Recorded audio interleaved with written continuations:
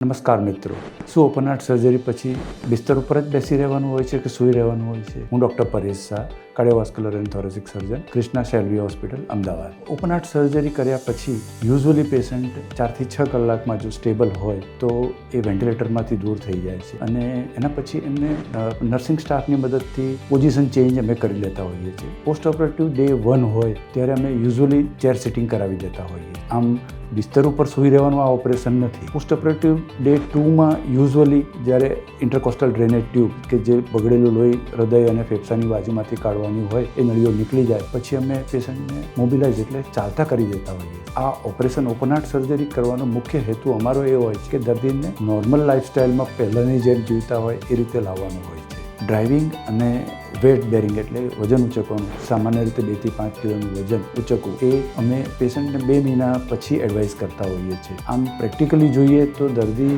ઓપરેશનથી ઘર સુધી જાય ત્યારે અમે એને ફૂલ્લી ચાલતા જ મોકલી દેતા હોઈએ છીએ. એમને રાત્રે 8 કલાક અને દિવસે 1 થી 2 કલાક આનાથી વધારે ઊંઘવાની કે સૂવાની અમે જનરલી એમને એડવાઇસ કરતા નથી અને એમની નોર્મલ લાઇફસ્ટાઇલમાં 2 મહિને એટલે કે જે બધું પહેલાં કરતા હોય બધું જ કરી શકે. ઓફિસ વર્ક કે ટેબલ વર્ક તો એ 3 થી 4 અઠવાડિયા પછી પણ કરી શકે છે. કંઈ પણ તમારે સલાહ સૂચન અથવા કંઈ ક્વેરી હોય તો ક્રિષ્ના શેલ્વી હોસ્પિટલ, અમદાવાદ ગમે ત્યારે તમે અમારો સંપર્ક કરી શકો. હું અહીંયા ફૂલ ટાઈમ ડૉક્ટર છું અને અહીંયા 9 થી 5 ડેઇલી અવેલેબલ હોઉં છું.